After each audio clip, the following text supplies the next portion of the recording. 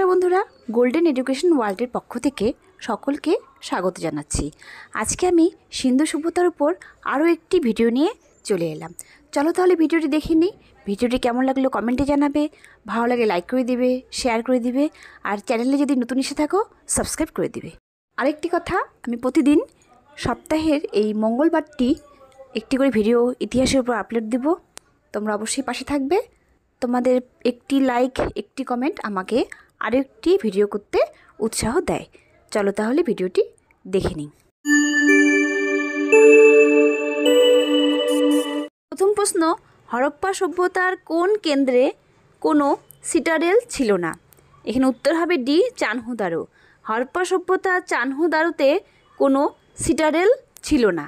আমরা এখন সিটাডেল সম্পর্কে কিছু জেনে নিই। হরপ্পা সভ্যতায় সিটাডেল বলতে শহরের পশ্চিমে অবস্থিত উঁচু এলাকা বোঝাতো। সিটাডেল এলাকাটি উঁচু ও মানুষ দ্বারা নির্মিত কৃত্রিম ঢিবির উপর হতো। এটি প্রাচীর দিয়ে ঘেরা থাকতো এবং আয়তাকার হতো। সিটাডেল নির্মাণের সম্ভাব্য কারণ হলো এখানে প্রশাসকের বাস ছিল। এখানে বন্যা থেকে পরিত্রাণ ও বহিঃশত্রুর আক্রমণ থেকে রক্ষা পাওয়ার উদ্দেশ্য তৈরি হয়েছিল। সাধারণত এটি নগরের পশ্চিম বা উত্তর পশ্চিমে অবস্থিত হতো। ব্যতিক্রম লোথালের সিটাডেল, যা দক্ষিণ পূর্বে অবস্থিত। একমাত্র কালিবঙ্গানের সিটাডেল দুই ভাগে বিভক্ত ছিল। এই প্রশ্ন, মেসোপটেমিয়াতে হরপ্পা সভ্যতার কয়টি শিলমোহর পাওয়া গেছে? এখানে উত্তর হবে সি, 23টি। মেসোপটেমিয়াতে হরপ্পা সভ্যতার 23টি শিলমোহর পাওয়া গেছে। মেসোপটেমিয়ায় পাওয়া 23টি শিলমোহর হরপ্পা ও মেসোপটেমিয়ার মধ্যে বাণিজ্যের পরিচয় দেয়। হরপ্পা সভ্যতার শিলমোহর বিভিন্ন স্থানে পাওয়া গেছে। সিন্ধু উপত্যকার বিভিন্ন শহর যেমন মহেঞ্জোদারো, লোথাল এবং হরপ্পা থেকে প্রচুর শিলমোহর পাওয়া গেছে। এছাড়াও মেসোপটেমিয়া এবং মধ্য এশিয়াতেও হরপ্পা সভ্যতার শিলমোহর আবিষ্কৃত হয়েছে, যা সিন্ধু সভ্যতার বাণিজ্য পথের প্রমাণ করে। এই শিলমোহরগুলি মূলত স্টিটাইট পাথরের তৈরি এবং এর মধ্যে বিভিন্ন ধরনের প্রাণী ও উদ্ভিদের চিত্র খোদাই করা থাকে। এই প্রশ্ন, 1853 খ্রিস্টাব্দে হরপ্পা সভ্যতায় প্রথম শিলমোহর কে আবিষ্কার করেন? এখানে উত্তর হবে D, Alexander Cunningham. Alexander Cunningham 1853 খ্রিস্টাব্দে হরপ্পা সভ্যতায় প্রথম শিলমোহর আবিষ্কার করেন। প্রশ্ন, আলেকজান্ডার ক্যানিংহাম হরপ্পা যুগে যে শিলমোহর আবিষ্কার করেন তাতে কয়টি বর্ণ লিখিত ছিল? এখানে উত্তর হবে সি, 6টি। আলেকজান্ডার ক্যানিংহাম হরপ্পা যুগে যে শিলমোহর আবিষ্কার করেন তাতে 6টি বর্ণ লিখিত ছিল। প্রশ্ন, চার্লস ম্যাসন প্রথম কবে হরপ্পা পর্যবেক্ষণ করেন? এখানে উত্তর হবে ডি, 1826। 1826 খ্রিস্টাব্দে চার্লস ম্যাসন প্রথম হরপ্পা পর্যবেক্ষণ করেন। পরের প্রশ্ন, হরপ্পা সভ্যতায় ব্যবহৃত ইটগুলির আয়তন কত ছিল? এখানে উত্তর হবে এ, 1:2:4। হরপ্পা সভ্যতায় ব্যবহৃত ইটগুলির আয়তন ছিল 1:2:4। পরের প্রশ্ন, হরপ্পা সভ্যতার কোন কেন্দ্রে বাড়ি নির্মাণের জন্য ইটের ব্যবহার না হয়ে পাথর ব্যবহৃত হতো? এখানে উত্তর হবে সি, ধোলাভিরা। হরপ্পা সভ্যতার ধোলাভিরায় বাড়ি নির্মাণের জন্য ইটের ব্যবহার না হয়ে পাথর ব্যবহৃত হতো। এখানে মনে রাখার বিষয় যে হরপ্পীয় প্রত্নক্ষেত্রের বাড়ি তৈরির ক্ষেত্রে ইটের ব্যবহার করা হলেও ধোলাভিরায় এক্ষেত্রে পাথরের টুকরো ব্যবহার করা হয়েছে। শুধু বাড়ি নয়, জলাধার, পয়ঃপ্রণালী নির্মাণের ক্ষেত্রেও এখানে পাথরের ব্যবহার দেখা যায়। পরের প্রশ্ন, সিন্ধু সভ্যতায় ওজনের সময় কোন সংখ্যা ও তার গুণিতক ব্যবহৃত হতো? এখানে উত্তর হবে সি, 16। সিন্ধু সভ্যতায় ওজনের সময় 16 সংখ্যা ও তার গুণিতক ব্যবহৃত হতো। পরের প্রশ্ন, ভারতের প্রাচীনতম লিপির নাম কি? এখানে উত্তর হবে সি, সিন্ধু লিপি। ভারতের প্রাচীনতম লিপির নাম সিন্ধু লিপি। এখানে মনে রাখার বিষয় যে সিন্ধু লিপিতে প্রথম লাইন ডান দিক থেকে বাম দিকে এবং তার পরের লাইন বাম দিক থেকে ডান দিকে লেখা হতো। এই লেখনশৈলী বৌস্টোফেরন নামে পরিচিত। এই লিপি এখনও সম্পূর্ণরূপে পাঠোদ্ধার করা সম্ভব হয়নি। প্রায় 270 ধরনের অক্ষর বা হরফ প্রচলিত ছিল। এগুলি ছিল মিশরের হায়ারোগ্লিফিক লিপির ন্যায় চিত্রলিপি, যা শিলমোহরে খোদিত ছিল। পরের প্রশ্ন, হরপ্পা সভ্যতার অর্থনীতির মূল ভিত্তি কী ছিল? এখানে উত্তর হবে ডি, কৃষি। হরপ্পা সভ্যতার অর্থনীতির মূল ভিত্তি ছিল কৃষি। নগর কেন্দ্রিক হরপ্পা সভ্যতার মূল বৈশিষ্ট্য ছিল কৃষিভিত্তিক জীবনযাপন। পরের প্রশ্ন, মহেঞ্জোদারোতে কয়টি কুয়ো আবিষ্কৃত হয়েছে? এখানে উত্তর হবে বি, 700।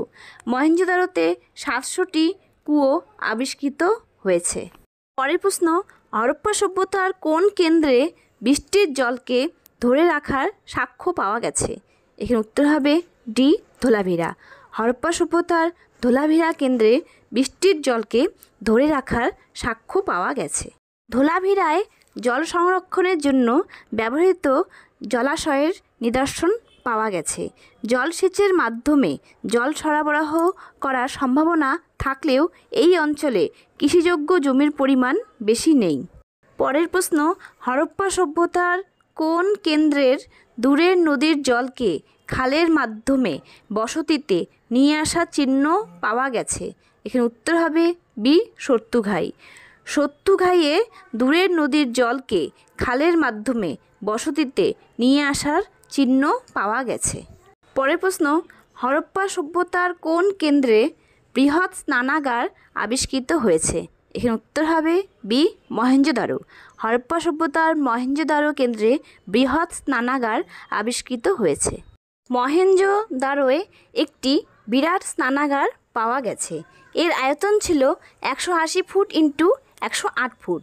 এর কেন্দ্রস্থলে 39 ফুট লম্বা, 23 ফুট চওড়া এবং 8 ফুট গভীর একটি জলাশয় ছিল।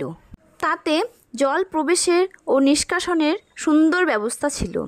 জলাশয়ের চারদিকে ইটের তৈরি ছোট ছোট ঘর দেখা যায়।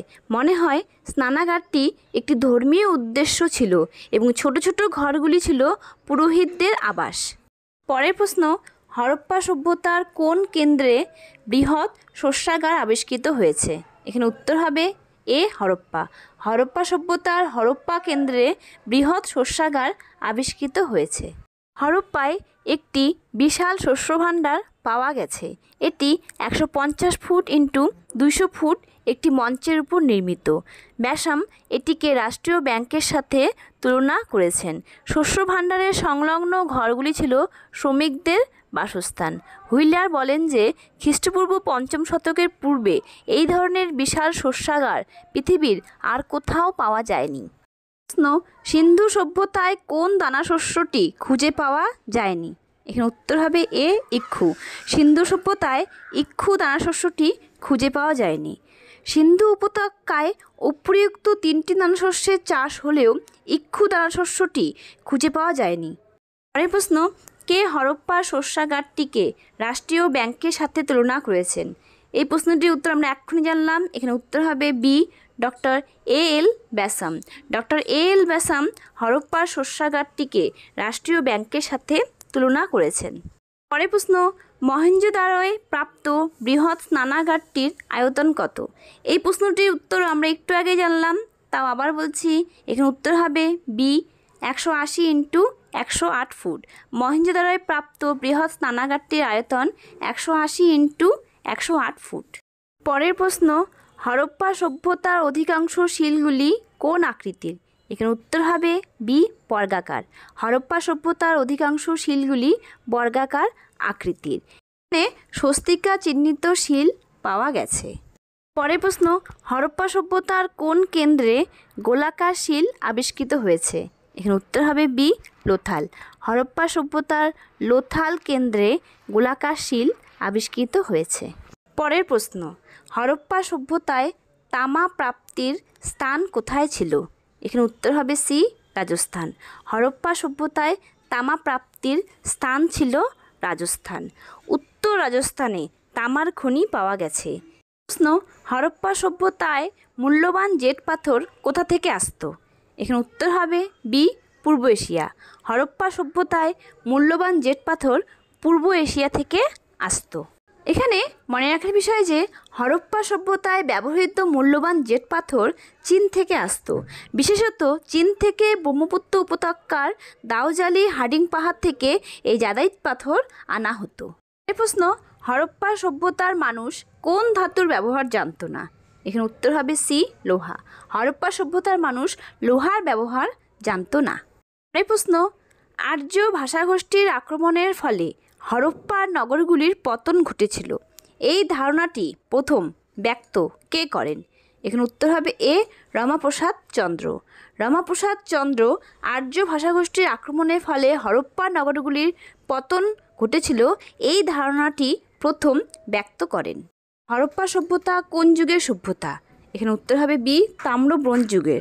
হরপ্পা সভ্যতা তাম্র ব্রোঞ্জ যুগের সভ্যতা। আজকের মতো সিন্ধু সভ্যতার উপর 25টি MCQ আলোচনা ভিডিওটি কেমন লাগলো কমেন্টে জানাবে। ভালো লাগলে লাইক করে দিবে। আর চ্যানেলটি যদি সাবস্ক্রাইব করে না থাকো সাবস্ক্রাইব করে দিবে। ধন্যবাদ।